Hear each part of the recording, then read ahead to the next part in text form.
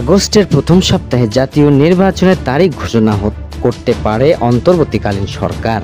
গণ অভ্যুত্থানের বর্ষপূর্তি ঘিরে প্রধান উপদেষ্টা জাতির উদ্দেশ্যে দেওয়া ভাষণের মাধ্যমে এই ঘোষণা দিতে পারেন বলে সরকারের একাধিক সূত্র নিশ্চিত করেছে।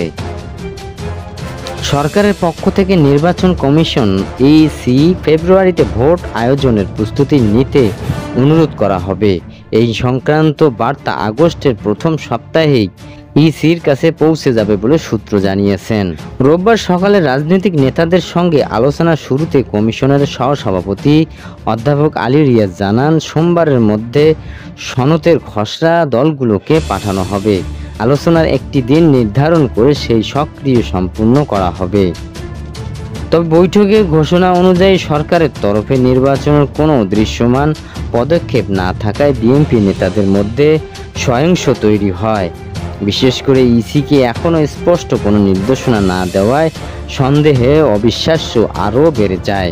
এদিকে কিছু রাজনৈতিক দল স্থায়ী সরকারের নির্বাচন ও পিআর পদ্ধতিতে নির্বাচন আয়োজনের প্রস্তাবও তুলে ধরেছে, যা বিএনপি সন্দেহের চোখে দেখছে। রাজনৈতিক অঙ্গনে এ নিয়ে মিশ্র প্রক্রিয়া দেখা গেছে। জামাতে ইসলামী নেতা সৈয়দ আব্দুল্লাহ মোহাম্মদ তাহের বলেন, নির্বাচনের তারিখ নির্ধারণ করার আগে সংস্কার ও গণহত্যার বিচার দৃশ্যমান হওয়া জরুরি।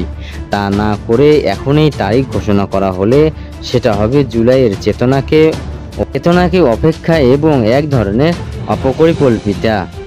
অন্যদিকে জাতীয় নাগরিক পার্টির এনসিপির জ্যেষ্ঠ যুগ্ম আহ্বায়ক আরিফুল ইসলাম আদিব বলেন, 4-5 দিনের মধ্যে যদি জুলাই সনদ চূড়ান্ত হয় তাহলে নির্বাচনের তারিখ ঘোষণা নিয়ে আমাদের আপত্তি থাকবে না।